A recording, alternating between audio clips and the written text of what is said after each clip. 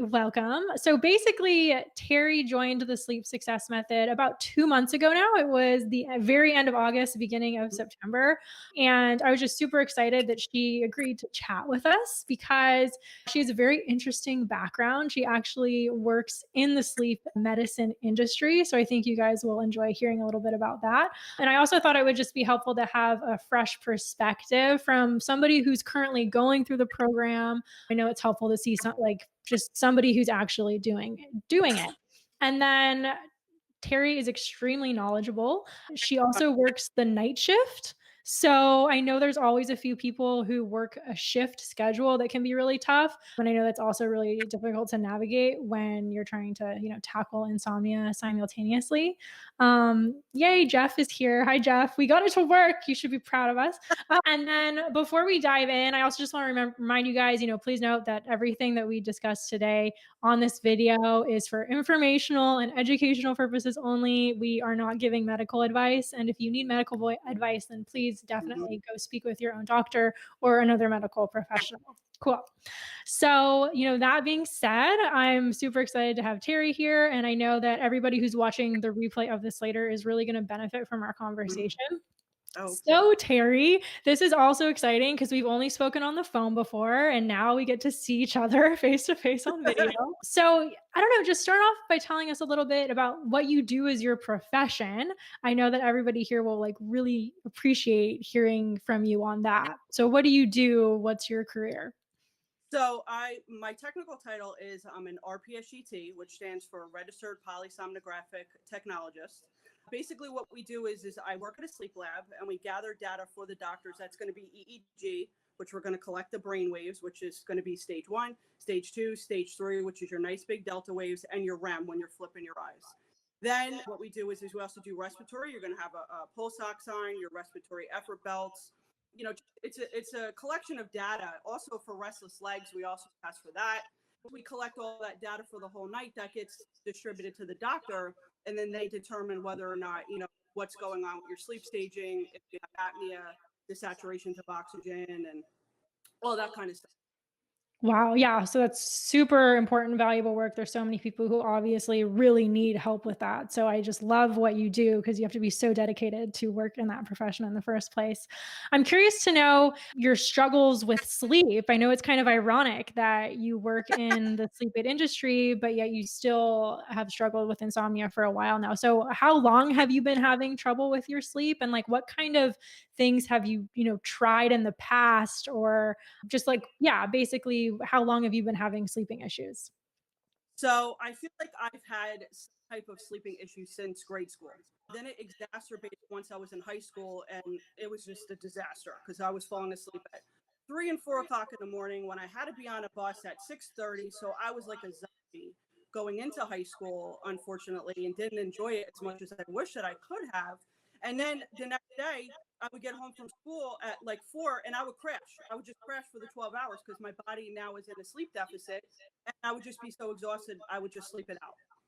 So it's been an ongoing issue. And probably I want to say in high school is when I started to tie on OPM. And, and that, Wow. of course, doesn't work because that's Benadryl. You shouldn't be taking that. That affects your sleep staging. It suppresses some of your REM cycles and it dehydrates you.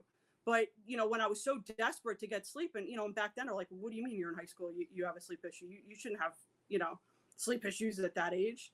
So it kind of set the stage for my future studies. And then later on, I also found out that I had developed sleep apnea. I always knew I had sleep apnea even when I was a tiny, thin child, because I used to wake up in other bedrooms and I'd be like, wait, I didn't go to sleep in this bedroom. And I'd wake up in a brand new room because they'd be like, you were snoring like Wow. a truck driver. You kept everybody awake. So that kind of set the stage for my studies because I'm like, I need to fix this. So I was able to fix the sleep apnea portion of it, but then we still had the behavioral part of it to get rid of that thought loop, like you talk about in the program, which thankfully now I have the tools to be able to fix this. Totally. And I also started having sleeping issues when I was in even like elementary, middle, high school was probably by far the worst. But I agree. And when you're that young, it's kind of hard to ask for help. It's Right. like I personally didn't have anybody that I could relate to, at least. And I wasn't even comfortable like going to my family and being like, hey, I can't sleep. And so I feel like, especially if you start having sleeping issues earlier on in life, it kind of just starts to become like a part of who you are and a part of your identity. And then when you have those thought loops going, it's like it's basically, to me it felt like torture, and if you don't have the tools to work through that, like we talk about taking the brain off autopilot, like it's just like such an important piece to that. So like what sort of, I mean, as much as you're open to sharing, like what kind of things have you tried in the past? You kind of touched on like Tylenol PM. Have you tried like, I don't know, melatonin, natural stuff? Like have you how much Mhm. effort have you gone into searching for a solution? Everything. I am like the guru. If it's out there for sleep, I have tried it. Wow. Everything. I have taken, like I have some of my old bottles here, like berry sleep. But it's nonsense. It's nonsense. It will work temporarily. I've done the melatonin, the kava kava, the L-theanine, the valerian root, the chamomile tea, you name it. I'm like a walking book of natural stuff, and it's extremely temporary, if at best, if that even works. And a lot of those are not FDA researched, so they do stuff to your cardiovascular system. You don't know what you're getting because it's not third party tested typically. And you just have to be really careful with it. I've even done the dream sleeps. They have the little, tiny white bottles, almost look like the 5 hour power things. Yeah. The orange bottles of neuro sleep, which is loaded down with melatonin. And it's way too much melatonin for the brain to even uptake, because you're also inhibiting your melatonin that's produced from your pineal gland. So you don't want to take that excessive amounts of melatonin. I mean, and even doctors have substantiated that on Dr. Oz. If you research, some of the stuff on there, it's not good. It's honestly better to be out in the natural sunshine, and that sun helps to build your ocular melatonin for the day. Absolutely. That's why I was so excited to chat with you, because you're so knowledgeable in all of the technical stuff and like how it actually affects the brain and the body like, chemically. And I feel like that's information that most people are missing, because I mean, we know when you can't sleep, you'll pretty much try anything. And you don't really, I mean, at least for myself, I didn't do that much research. Like we could go into some of the weird shit that I did when I couldn't sleep. It's like Yeah, you just get kind of delirious and you don't even care absolutely. anymore. Yep. Yeah. So I'm curious, so you decided to join the sleep success method, and I'm Hmm. curious to know, was it anything, or is it anything, because you're going through it currently right now? Is it anything different than you've done? Was it anything like anything that you've tried in the past, or what was different about it that, you are seeing some benefit from? 100% benefit. The only thing even remotely in the same ballpark that I did probably 8 to 10 years ago was biofeedback, which was somewhere, but it's not, it wasn't productive because it's not something that could be implemented at home. Like, we do this at our own pace, and your program is so clear and concise with the retraining and reframing. And it's just a lot of repetitive work. You have to keep doing your sleep declarations, which I love my sleep declarations. I have them on an index card in my Oh my god, I room. love it. That's so great. And I just, doing that plus your alpha delta wave audios, love those. I do those all the time. So doing the combination, it's kind of like hitting all the different aspects of the brain to get it in to really rebuild those neural pathways and to break the old ones that are on that thought loop that just make you not sleep.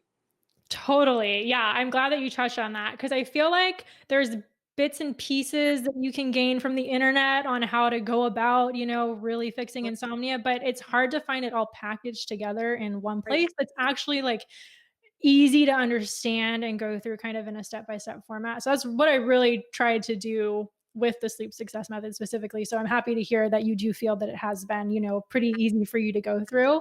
And then on top of that, like you said as well, I think you're just such a perfect example of what a student should be like, because this isn't a quick fix. I've harped on this time and time again, but you really have to trust the process, and you have to not put so much pressure on the time frame in which you get results, because the more pressure you put on it, it actually has the opposite effect, and it creates more resistance, and it actually makes it harder to fall asleep. So it's like this weird catch 22 where it's like a fine balance where you have to just kind of trust the process and go through it, but not, try to make it to speed it up in any way, because when you do that, it's just not going to work.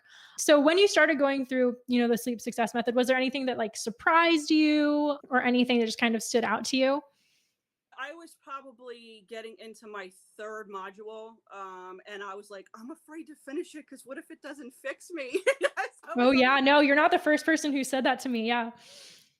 but I started to see. I had went into it trying to just do it as an overview, and then I'm like, all right, the second time I do it, I'm really gonna do it hardcore. And I was shocked that going through it my first time, just like let me just kind of let the information just to start to sink in. I'll take notes of where I want to zero in on my next round.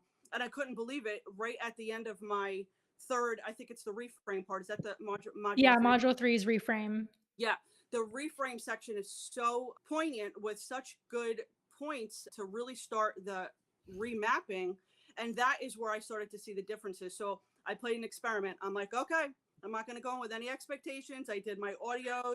I started shutting down the lights. I got my sunshine that day earlier in the day. I had talked to you about how I like to do my grounding outside Yeah. barefoot in the sun. I did all my little tricks. So I go upstairs. I'm like, all right, if I don't fall asleep, I don't fall asleep. No expectation. I'm not going to put the expectation on it. I did everything that you said. And next thing I know, I wake up in the morning. I'm like, this was a fluke. This so, and I'm like, we're gonna roll the dice again. We're gonna go for a round two. Round two happened, and round three, I couldn't believe it. So after night three, I knew that we were onto something, and I just know it's going to be a lot of repetition because I have 30 years of the thought loop to unwind and be over it. And I'm so excited that I finally have hope that there's something out there that's not a supplement that's going to be a quick fix and probably is going to be on an 800 commercial at midnight in the future for you know like if you took this supplement and you developed A, B, and C, call this lawyer, you know what I mean, kind of thing. Exactly. Like we never know. And yeah, you touched on a lot of really good stuff there. The first thing, when you said you went in with no expectations, that's like 100% what I recommend that you do. So you did that, and I'm just like so proud of you for doing that, because it's a hard thing. It's a hard thing to do, especially when you've been having sleeping issues for 30 years. It's kind of like you don't want to lose hope, but like you got to detach from it and So not true. have the expectation. So that's a really big key to actually being successful, which a lot of people miss. Yeah. So thanks for joining us. We'll just wrap this up. It's 5 o'clock my time, 8 o'clock your time, right on the hour. So that worked out pretty well. Yeah. And I'll talk to you so soon, Terry. And I hope you have a great evening. Let's do it again. It was Oh great. yeah, Thank you. we'll figure it out. We'll do it again. Happy sleeping. Get her program, guys. You'll love it. Bye guys. Have a great rest of your day, morning, wherever you are. And I'll talk to you guys later. See ya.